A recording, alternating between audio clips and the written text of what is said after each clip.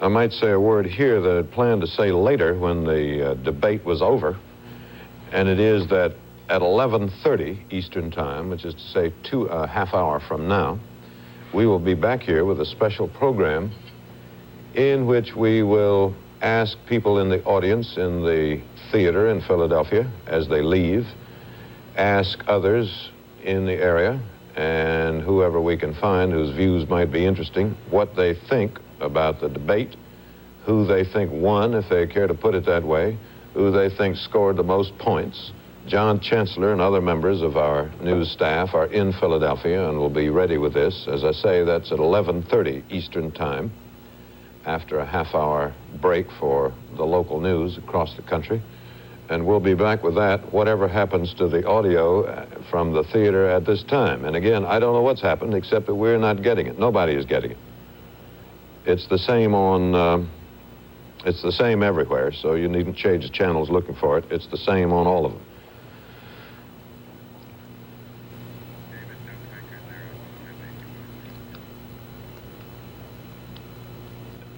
It's still out, right? Doug Kiker is out. Where is Doug? He is in the lobby just outside of the hall. Doug, you can't tell us what has happened there, can you? David, we don't know what's happened. We're as much surprised by what's going on as you are. They were talking and suddenly they quit. We all jumped up out here too. As you know, this was a pool arrangement, one network responsible, so all we're doing is standing by just the way you are. We expect the debates to go on, of course, immediately that audio is assumed, but what the problem is, how long it's going to take to fix it, whether the debate will have to be canceled or not, we just don't know. We're isolated in the corridor here, and the problem is even not in the theater. The problem, as you know, is in the technical trucks, undoubtedly, outside the auditorium.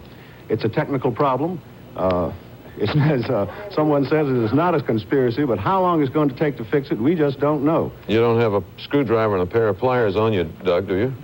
I do not, David, no. All right. Well, we've seen, if I can make a few comments while we're waiting, we have seen a very lively debate, it seems to me, so far. It seems to me that both candidates pretty much are saying the same thing that they have been saying in the early parts of these campaigns, making pretty much the same charges, but very tougher, sometimes even rough tonight. Both heavy on their facts to back up their arguments. As we knew, Governor Carter intended to come here to convince the American public that he really did know the facts and had the knowledge. President Ford, of course, is fact-filled from the knowledge of his office.